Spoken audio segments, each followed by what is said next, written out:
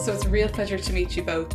I saw Rose Plays Julie yesterday and it was such a fascinating film. It was so compelling from beginning to end. I was just glued to my seat, and I was actually watched it with somebody who sat right beside me, and the two of us were just, by the end, just really like, oh my God, what's going to happen?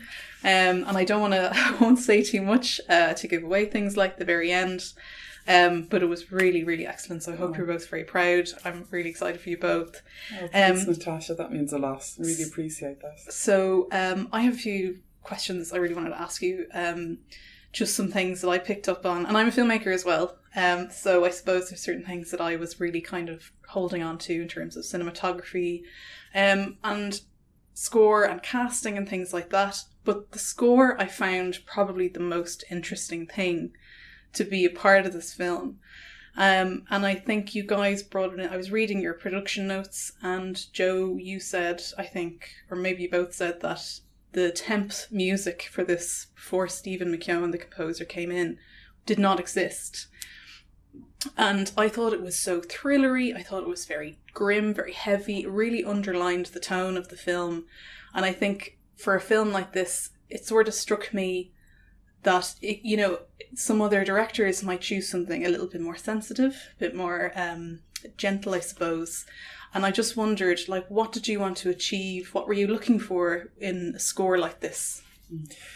Well, it's true about the temp music, because sometimes you do put down temp music just to kind of see what its feeling is like. I mean, actually, even in writing, when we do writing, I particularly like to listen to music, but we'll have it on a loop. So you just keep doing the same piece of music. So you're sitting into an atmosphere, if you will, rather than listening to, the background noise of trains or whatever that we might have. And so when you put down temp music, sometimes that works quite well, and it could be like this or it could be like this, but nothing was sticking to this one. It was like getting in the way. It was like a filter before you were looking at the images. And then we tried, well, maybe it doesn't need music or want music. Maybe it's repelling music. That's fine. You have to listen to the film edit, but that didn't seem right either to us. And so really we kind of, after the film was edited, really, it was the very advanced stages of it. I think pretty much when it was finished. We invited Stephen to have and we'd worked with Stephen before, to have a go and see what he thinks. And he came. I went over to his studio in Denard to have a listen to 3 options, and 2 of them, maybe weren't right, and they were a little bit more sensitive. And we've always liked music which is a bit more strident. A couple of examples of that might be Hitchcock. So when you look at some of Hitchcock's work, the music really is there. You know what I mean? It's not like, underneath, trying to be hidden. You know what I mean? Trying to manipulate emotions in a subconscious way. Actually, it's very declaratory. It declares itself. I'm sure that's a word. Yeah, it is. And it really declares itself. And I suppose part of it, we had been using this idea that somehow some of the narrative ideas were coming out of maybe Greek tragedy. Yeah. Really. And so he didn't know that. And so he went to work on it, and he came up with this. Maybe we mentioned it. You did mention. We did mention it, and he really responded to this idea of a Greek chorus. Yeah. And off he went. And the gods. So the gods has been set in motion. Yeah. And now there's nothing we can do, because there's something unfolding that the gods are enjoying. So what's the next move going to be? And they're partly implicated and partly responsible for what's going to happen next. So Stephen really warmed to that as an idea and responded. Yeah, he did. And I think that's why the presence of brass, horns, these kind of voices, the chorus, and literally choral voices, which are amazing. So in a way, it kind of opened it up and becomes a little bit more operatic in a way. Yes. So it becomes less naturalistic, a little bit more operatic, and the canvas becomes a bit bigger, and it's a little bit more theatrical in a way. And yet there's very few cues. And we, as Joe says, we've worked with Stephen before. He did the music for our film Mr. John, and I think his score for Mr. John was completely brilliant and possibly underappreciated and undervalued. But we work with minimal cues, so we don't use music from beginning to end, and we don't use it as wallpaper. It's not in the background. As Joe said, it's very... When we use it, we want it to absolutely have its place, and we want audiences to be aware of it and that it's part of the tapestry of the work. And that's really important to us. And, you know, so we always knew as well that with Rose Plays Julie, the music cues would be reasonably minimal. There's not many of them, but when they're there, they're there. Yeah. And they do a really important job, as you said, in terms of their place and how the story and the cinema of the world of the cinema, the world of the film that we've made unfold. Sure. And I even noticed as well, you know, we're talking about cues where, you know, it would really, the music would really rise and then it would be gone altogether. And there's one scene with Ann Skelly in the car and she's crying and she's just met Ellen and she's having this moment in the car and the music really builds and then she's crying and it's gone. And you're kind of just sat with this moment. And I thought that was really skilled. I thought that was brilliant. So yeah, just really, it was just kind of, it really defined, like, I suppose, you know, how do you categorize this film yourself? Luckily, we don't have to. Well, we're always reluctant to, because it's kind of backfired for us, where people describe films that we've made in certain ways. Like, for example, our first film, Helen, and that was described as a thriller, but it's a very weird thriller. So then people come with expectations. So we are very reluctant to describe. We would see it very much as a kind of a character study, although a character whose world is very internalised and her thinking process. So, you know, we're with her, but as she thinks her way through things. But, you know, we're also aware that we're working in certain kind of genre spaces, maybe to do with thriller spaces. And so after we've made the film, well, then other people have stepped in and said, well, let's just call it a psychological thriller, which does sit okay with me completely, and I'm happy to go with that. However, I think there's always the caveat that, you know, our films are kind of particular, so it's a psychological thriller as we think about it, the way we think about it. Yeah, so it's not, so it's about not having mismatched expectations. Yeah, I think you've got to, if you're going to use the word thriller, I mean, drama is a bit of a catch-all phrase, and so you could say it's a psychological drama. I don't know what that means, but that's fine. Psychological, definitely. And then once you start using the word thriller, you've got to deliver. And so it's got to have those kind of suspenseful, edgy kind of things that make you wonder what's happening. And you don't know that until it's all done, actually. You might feel certain aspects are there, but it's not until it's actually completed and the sound design has been done that you can feel the kind of emotional tone of what the moment is. And so it's only afterwards you begin to call it what it might be. And that really is the language of how somebody is framed to go and see it. Like, 20 odd films come out in the UK every Friday. The number's probably not dissimilar in Ireland. And people have to be helped to know what they might want to go and see that week. And that's a really, really difficult decision. I mean, we do it ourselves. What are we going to see? Now, we might track a particular director, and so everybody uses their different techniques to find out how they're going to go and see something. But having seen the film and seen the reaction, and only because of that, I think psychological thriller, you could use that, and you wouldn't be sued for trade descriptions. I definitely saw it as, if I was going to categorize it as anything, I definitely would have put that somewhere in the top, below maybe. Or at least something like obviously a very, almost like a family drama in some ways as well, is where I'd also put it very firmly.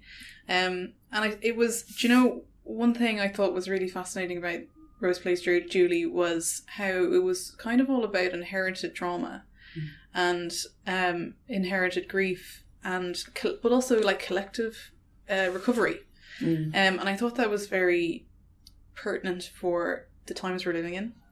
And also, I suppose, historically, women in Ireland as well. And I just thought, when you were developing the script and developing the story, where did the story come first? Did the themes come first? How did you work into that narrative? That's a good question. I guess really, the thing that came first for us, we've got to go back quite a way, all the way to 2013, but was the character of Rose there. And so starting from her character and the place that she was in her life, as in she's an adopted young woman who's now going to embark on a journey to trace her birth parents, having had a reasonably happy and content life as an adoptee. So she's not driven because her life has been unhappy. She's driven because she's curious and wants to know who she is and where she's come from and what made her. So we very much started with a clear idea of Rose, who picked up from the character Helen in our first film, who was in the care system. And the journey that Helen went on was to uncover truths about herself through her records or personal files that at least gave her a sense that she was loved and a way of moving forward with her life once she'd left the care system. But we have always wondered about, a young woman in a similar position who discovers something about who she is that is more difficult to deal with. And so I'd say that was very much the starting point. So character would have been a starting point, but we also knew that we didn't want necessarily a film, again, that just focused on one central character. We wanted to bring in the role of the mother and the father. So I'm interested, you said a family drama. We've also described it as a kind of a love story, a blossoming love story between a mother and a child. Yeah. Which is probably what we would have thought about before the word psychological thriller I've got attached to the film, as they have latterly. And so you start with something and then you see how it begins to grow. And we knew that we wanted to look at the impact of violence. So the long-term impact of violence on people. And so we didn't want things in dispute. So I don't think it's a huge spoiler to say that is it a spoiler to talk about rape in film? We might decide. I don't think that's a spoiler. No. So we didn't want anything to be in dispute. We wanted things to be, this is a fact, this happened. And, what were the implications? What's the impact of that happening? And so they're small things to begin with, and you don't know how they're going to build and the journey they're going to go on. But they would have been ideas that were in our minds as we were walking and talking in the early days of developing the script. But in essence, thematically, linked to that idea of the character, we sort of always hover around that idea of identity and how stable or unstable that is, the self, and how mutable that can be under certain conditions, under pressure. So this idea of identity under duress, we always, and that we wouldn't be alone in our obsession on certain themes. Again, Hitchcock said once that he effectively has tried to make the same film again and again all his life from his own perspective. So there are things that you become keen in and interested in, and you're always trying to investigate, but from a different angle each time. And I think there's a coherency about that for us. Now, maybe we just lack imagination and we can't think of anything else to come up and explore with. But what can we say? Without being overly analytical of ourselves, we seem to return to the same theme again and again. So I think that's important to us as well. And so you investigate, you go deeper in it. I think the love story thing is very important to do with a mother and a daughter. That was very important to us. But it's wrapped in, a very dark cladding. Yeah. And so it's the tension between those two things is very important to us. And they're the kind of, Me Too came after and times along the way. Along the way. No, we're not so zeitgeisty as to respond to what's happening around us. in the moment, because film can't. I mean, the average film takes 7 years to get made from beginning to end. So you better not really be picking up the news headlines and say, this seems to be in vogue at the moment. Because it won't be in 7 years' time. And 7 years' time from now, there'll only be 4 people left on the planet after coronavirus. So, if you're smart, you'll be making a film about an epidemic or a pandemic, but nobody will be around to watch it by the time you actually get it made. So, better still to go a little bit lower down and look at certain things that are sadly perennial, and the tension and violence between men and women really is perennial. There's a great article by Rebecca Solnit in today's Guardian about how much she's learned from young people. Wisdom doesn't accrue as you get older. In fact, you can easily look back and look to younger people to learn from. So I think that those are ongoing issues which, if we think back to Greek dramas, they were present 2,500 years ago. So we tend to chime with what's happening at the moment, and that's an ongoing important issue that's just been bubbling to the surface more unrelentingly, which is great to see and important to see. But our film is not, that's we're not claiming any credit for that. It's just the way it is. But those issues are important that they're addressed, they're looked at. It wasn't necessarily a reaction to anything that was going on. No. In actual fact, it was important for us to just keep clear about our own course and not get, pulled into something different just because of what was going on around us. And so, in a way, we just needed to stay very clear about what it was we thought we were trying to do. So that it didn't become, as Joe said, zeitgeist or trying to respond or react to things that were happening. So just stick to, the plan. Yeah. And it doesn't at all ever feel like you are reacting to that. It does feel like a very natural part of the character's journey. Really, there's been an interesting news article recently in the UK, because in a sense there was a young woman, well, she's not young necessarily anymore, but she felt that she was the outcome of a rape. And she felt she should be able to pursue the perpetrator. Now, by law, it was the case that the person who was raped was the only person who was allowed to pursue that case. But actually, the person in question, the perpetrator, has been arrested and is going through a legal process.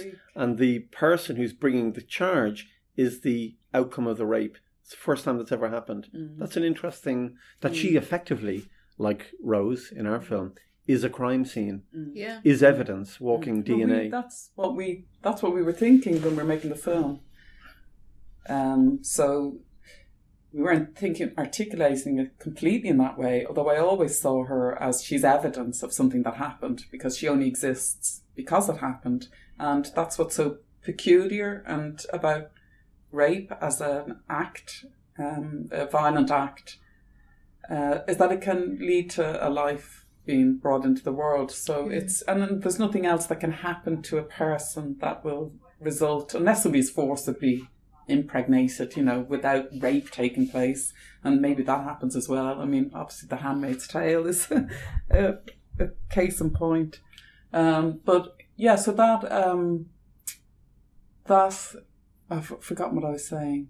I got completely sidetracked. For God's sake! Jesus! Sidetracked by The Handmaid's Tale. You are you? No, I would never forget. Am I saying a snapshot of what it's like on set? Yeah. You absolutely are.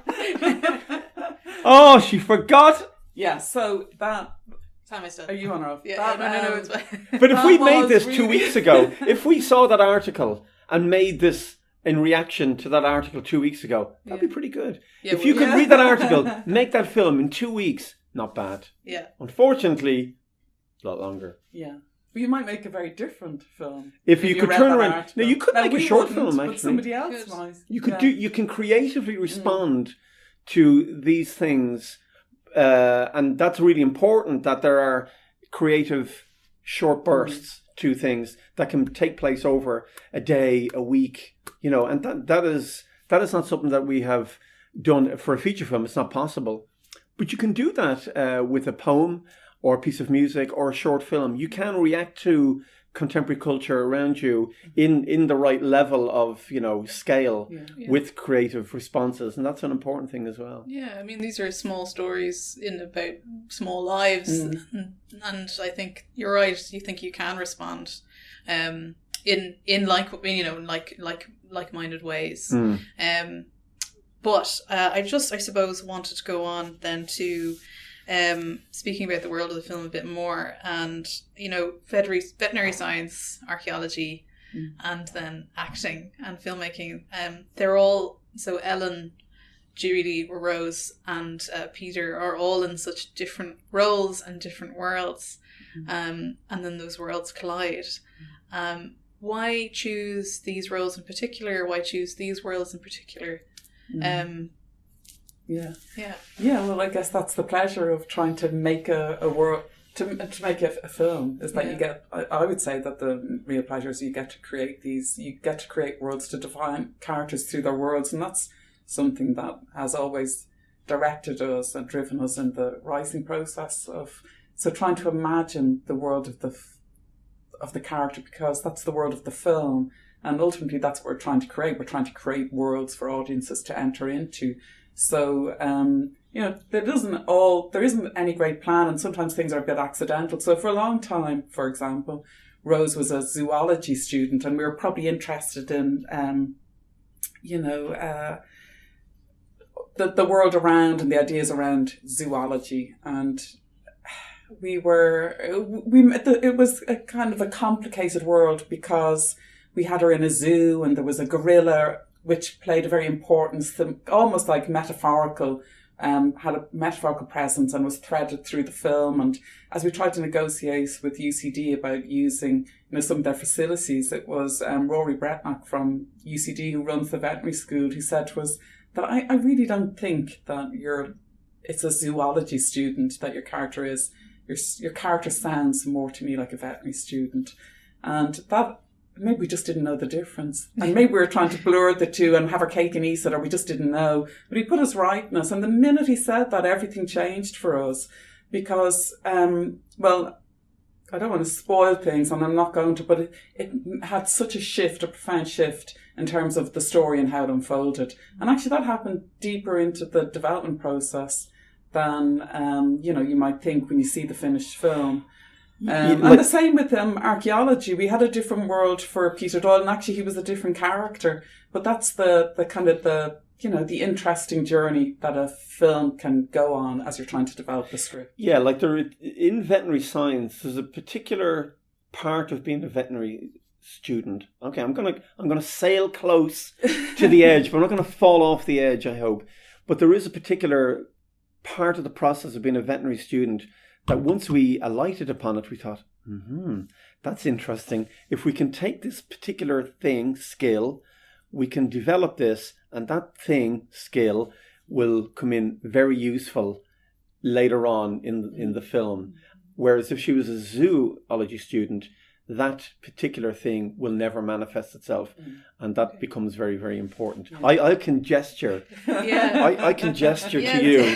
That thing is not a zoology thing. That's specifically a veterinary thing, because that's what vets do, and it's kind of an important thing. Peter Doyle, we had problems with the world that we were creating for the other version of Peter Doyle, and the other version had a different name and was involved in a completely different world. But we kept having problems with it, so I guess you just got to pay attention. If you're having problems, you're probably having problems for all the right reasons, so you need to change course. Sometimes it can be incredibly difficult to change course, because it might mean going right back to the very beginning and starting all over again, which is what happened in our case. I will say, however, that Ellen, being an actress, was there from day one, and it always felt right, and it stood the various tests it encountered along the way, and it just made complete sense to us in terms of her character. And somebody working with animals, that was always there from the beginning. Definitely as well. Working with animals, but archaeology that's interesting to do that and get into that world. But once we lighted on it, it was like, oh my God, that's so obvious. And it really helped in terms of the script. And also somebody engaged in a profession, a very respectable, slightly mundane profession. And it is intriguing how when you start researching something, how it pertains to what's actually happening in real life.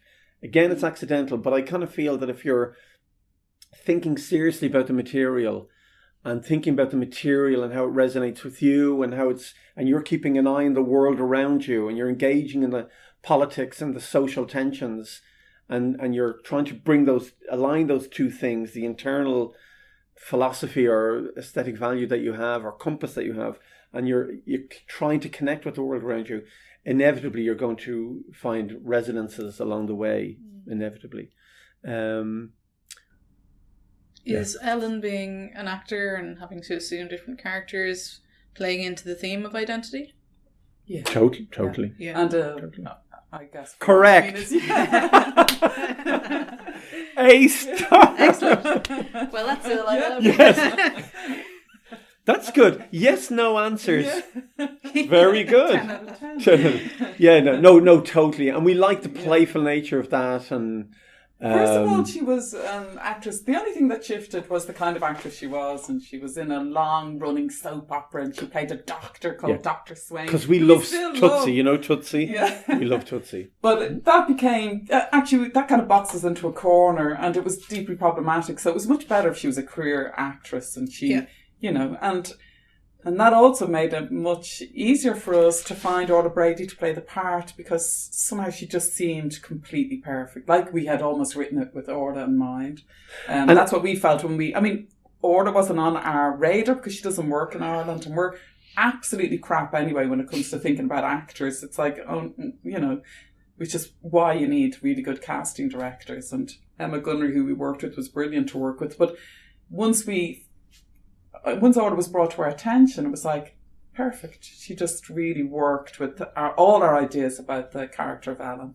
And it is funny to watch actors, you know, they're in this particular costume drama, they're in this particular thing, playing these roles. And then, you know, a couple of weeks ago, there's a picture in the various newspapers of Orla with her pointy ears because she's in Star Trek. I mean, it's hilarious, really. Yeah. And this is their job. And this is what we're all watching, you know what I mean? So it is funny. We do like the artificiality of that because we feel it's, we're not making social realism here. We're not trying to reflect reality in that sense. You know, we're trying to engage in the world of cinema, the artificiality of that to some degree. Not so removed that it's not resonating on other levels, but it's certainly more playful than that. And I think we're always we're conscious of the playful nature of the experience of cinema as well. We're not necessarily trying to say this isn't on a big screen, this is real life. We're not saying this is real life. But that's not to say that fiction doesn't have those powers to reveal real things.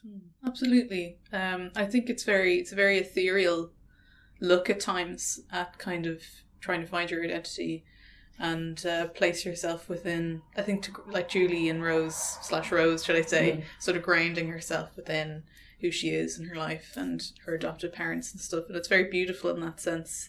And I think you do connect to what would be someone's reality in that way. And I suppose now that we're talking about Orla Brady and cast, I do want to talk about cast because it's so well cast. I thought Ann Skelly was breathtaking. I thought Orla Brady was really captivating. So how did you find them both, and then how did you work with them to sort of shape the characters that they embody?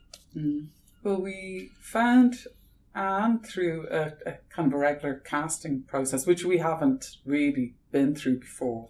So it was our first experience of that, going through the whole process of, you know, sending some of the script out to sample scenes for, you know, people to do self-taping, for actresses to do self-taping for us. And we'd never been through that experience before. It was really interesting and revealing. We learned a lot. Really, really helpful process to have embarked on. Because you're talking about a young actress, and maybe lots of young actors, you know, probably haven't even been in a film yet. So maybe they're on, you know, a casting director's radar because of theatre work they've done or whatever. Sure. So, you know, we wouldn't have that knowledge. So you need somebody else to bring people to you. And then there's some actresses who self-taped who are definitely more well-known. But you've got your own ideas of what you want, but you're also open, or we were, because, you know, there's nothing fixed that we have in our mind at all. We were clear, not completely at the beginning, but we became very clear that we wanted an Irish actress. So I guess they were the parameters we put in place. Yeah. And, you go beyond the self-taping because you've got to narrow things down. There's got to be a way of making it manageable. And, the most important thing is to meet the actresses that we got to meet in the end. Again, it was a really interesting experience. Tough and difficult in many ways because we met some brilliant actresses and everybody brought something incredibly interesting and revealing to us, about the character. But, then you got to make a choice, and in a way, Anne became an obvious choice for myself and Joe. Having met her, she seemed completely right. So she held both a steeliness and a vulnerability. She could hold both together in the same place. And, I think she's incredibly captivating to watch. She brought a stillness to the role. But we have an approach where people have jobs to do and we like to trust people and give them space to do their job. Of course, it's a collaboration. We have to be all on the same page. And with film, there's a tone that you've got to track, which is very much the job of the director from beginning to end. So you need to make sure that we're all going in the same way and, that the tone is right. But yeah, maybe Anne brought this kind of stillness that when you meet her in real life, she's just so different. But she brought this stillness that we really fell in love with. So, you're also trying to see what's going to happen, because once you bring all the ingredients together and you're in low budget filmmaking, you're not going to get much time to rehearse, and not all actors like to rehearse.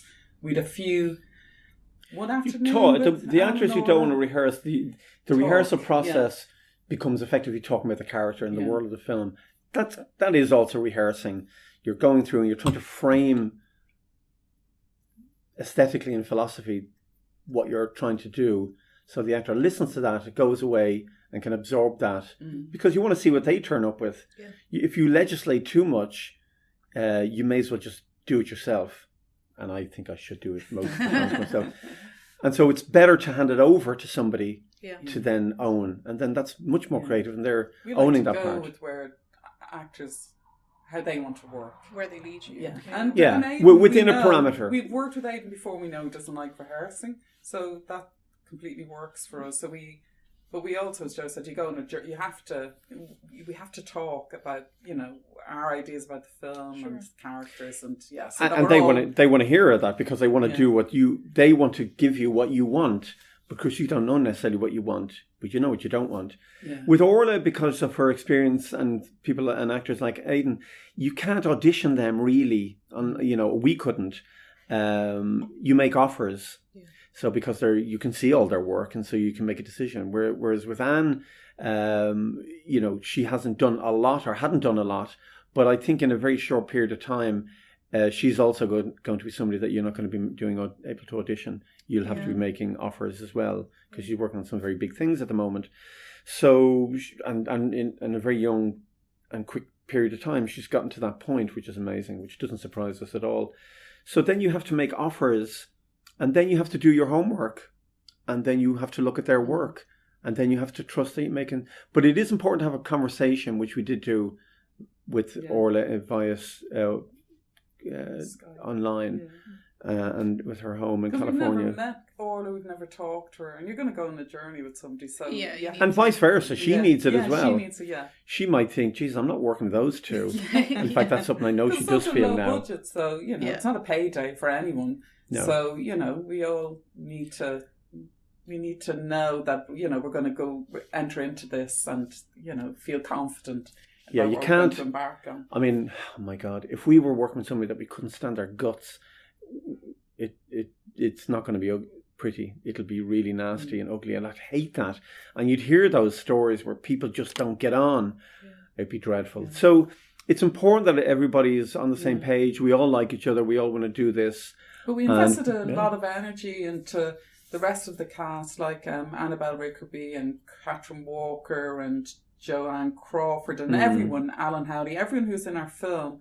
We invested energy, and I guess we that it's really important. But it's the first time we've gone on a rigorous casting process, because our other films, the first film we made, Helen, was with non-actors. Our second film was shot in Singapore, and they don't have a casting director. At the time, they didn't in the entire of Singapore, so you had to do it yourself anyway. Okay. So this was the very first time we've been through that kind of process. And Sadie Soverall, who plays Eve as well. So, it was a real luxury for us to be able to go on that journey, and so to think about every single part, and try to endeavour to get the people that we wanted and we thought would work well. It's sometimes nice, I find, with my own, so I do a lot of short films, and I've started with things. We're not here to talk about your No, but it can be sometimes nice when you start with films where you've got basically nothing, and then you get a funded film, and you're like, oh, it's nice to have these sort of luxuries where I can have these sorts of things, like casting processes at your disposal. Yes. Think, this is the way it should be. Yeah, it really is. Yeah. I mean, look, your own on-site, caravan that you can go in. Yeah. I mean, that's a big deal. No, we didn't get one, but it's good to give the actors that, because they're going to be hanging around all day, and they need, come on, for God's sake, good food on a set. Because it's the crazy thing about filmmaking is that you spend several years writing on a script, and then you've got 22 days to shoot this thing. It's nuts. Yeah. And it really, how any film ever comes together is just amazing.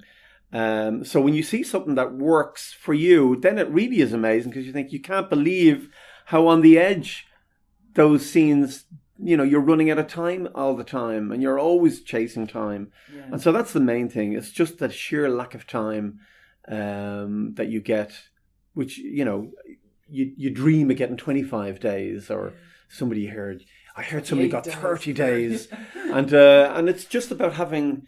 There's a great YouTube clip at the moment of David Lynch talking to a production manager about his new Twin Peaks. And he's just going, the production manager saying, and when we go in there, we'll have a day. And David Lynch is going, why? Why just a day? I go in, it's bam, bam, bam, no time to dream. It's fucking horrible. And he's right. It is horrible when you're bam, bam, bam. And as Bergman says, there is no time to think. You've done all your thinking. And if you're lucky, one or two problems will come up, and that you will have time to think, to solve them. And it is about that period of time of writing and developing the project. You're hoping when it comes to the moment of the scene, and the actors are finally there doing their thing, you really hope all your thinking's done. Because if it isn't working, that's when your next little tweak, all the number of years you've had developing it, will really come into play then. And then, you're just hoping everybody's been well briefed and they know what they're going to do. Because you only ever have time for 3-4 shots before you move on. And if you do 5 or 6, you're going to lose half an hour on the next one. And the next scene is going to kick your ass big time. You don't know it, but it will. And so you just need to grab the time. Yeah. And if it's working and you've got it, move on, because the next one, you never know. There's traps laid in there. Sometimes I think filmmaking is as much about what you don't want as it is about what you want in the day, and about what plan B is. Yeah. Because as you say, like, everything's tight, and there's always, you have to find a creative solution to something all the time. Yeah. And that can be a big move. I remember seeing a talk with Martin Scorsese, and he was talking about Shutter Island, $100 million. He said, same problems. We're still running out of time. We still can't afford overtime for 250 people. So and it's a huge tanker. So to do another shot, it's a major setup. So that's something, even on a big budget, you will always be up against these constraints. Yeah. And you're shifting from the page to actually trying to make the film. And the part of the problem is that things can really work on the page. Yeah. And when they stay on the page, when they're on the page, safely on the page, you don't always see what the problem is, because they might read well. And there was one moment making Rose Plays Julie, and we were about to go into a long day, and we'd just finished a long day, and we knew the day that was coming up was really long. And suddenly something struck me, I think, or maybe it struck you, I can't remember. It struck us both. Something that I'd always read really, really well. Suddenly made I'm really excited. What's this? Oh, yeah. So anyway, it was just a thing. It read really well, and I absolutely know that if we hadn't figured it out the night before, it wouldn't have been possible to figure out in the day because you're doing it and there is no time to think, or very little time to think. But even at the very last minute, suddenly something can make sense in a way it never made while it was on the page. And you can, thinking on your feet. You just have to do it. You have to never stop thinking until it's all in the can. Then you take a bit of a breath and then you start thinking again because you're in the space of the edit. But you just don't let go. It's you work all the time. At every step of the way during those crazy 22 days, you can make pretty profound changes or little subtle kind of adjustments that really are going to help you later on. And then you don't figure it all out, that's for sure. Yeah. And then that's what the edit's about, I guess. I just want to finish on cinematography. I just want to make sure I ask you about that because I thought it was so beautifully shot. Thank you. So beautifully shot and very well thought out and very very confident. And it had a certain stillness. I know there's still kind of some movement and panning in and panning out that kind of draws us in. And there's actually, I found that there is huge use of negative space and things like that and isolating characters and frames and stuff. And I'm just wondering what exactly is it that you were hoping to achieve, I suppose in the broadest sense and maybe in between character interactions and locations and that kind of thing. Yeah, I mean, one of the things we try to think about is, spend the time trying to get what you want rather than giving yourself options, because the idea that you have options is just, it's a lie really, because you might shoot loads of options, but if none of them are what you want, well then what was the point? So we try and put the energy into understanding what we want and then making sure that we try and get that. And we worked with Tom Comerford on Rose Plays Julie. He was our DOP, and we haven't worked with Tom before. And actually, we have worked a lot with a cinematographer called Ulla Birkland. And he's the cinematographer we've worked on with the most. And he was meant to do Rose Plays Julie. He had to pull out at the last minute. But it was a real opportunity to work with someone new, and it was fantastic as well. We were working with an Irish cinematographer, and what we wanted, and we made clear to Tom, because you've got to work things out. It's such a crucial role. It's such an essential collaboration when you're trying to make a film. The collaboration with the cinematographer, but we have clear ideas ourselves, which is partly to do with all the work we've made and the way we approach our work. So. It's not okay for us to stand by and just let the cinematographer get on with their job. We want it to be a collaboration. It has to be. We have to understand each other. So, I mean, there again, back to that options thing and Tom. I mean, after all the conversations that you have, it's the first and second day of filming. That's when it really is cast. And so that's when you need to be really all over it. And there was a few funny moments where Tom would say, I think we need to cover that journey from there to there. Now, of course, every time you do that, you're going to have to set the camera up, reposition things, everything. It's going to take an hour, maybe 2 hours. That's valuable time. And you might say, well, I don't think we're going to need it, that journey from there to there. He says, trust me, you will. I says, trust me, you won't. Trust me, you will. It goes back and forth. He says, I guarantee you that you will need this. I said, okay, I'll tell you what. Do you want to bet that won't be on the final edit timeline? Bearing in mind, we're editing the film. Do you want to place a bet? He goes, no. And here's the thing. I said, if you want to do it, but it won't be there. It'll never get used. And so you have these things where we're editing the film. So when we're filming the film, we're thinking of the edit. Yeah. Now you're thinking of filming it to give the editor the options. We are the fucking editors. We don't want the option. So I'm telling you now, let's, so of course, right. This is continuity stuff. Now that's not the same thing as some of the visual stuff that Tom's thinking about. Tom is really He's stunning. He's really rigorous. He's brilliant. Yeah. But continuity isn't necessarily what a DOP is keeping an eye on. That's our job and the editor's job and the continuity expert's job. But you need to know what the edit is. Of course, Tom wouldn't know what the edit is, no more than the actors would know it. But we know what it will be. What you want to know very quickly. And so, again, we had to audition the DOPs. And I guess the thing that swung it for us in terms of hiring Tom, because we met some brilliant DOPs as well. And again, it was an incredibly difficult decision that you're making because we've never worked with any of them before.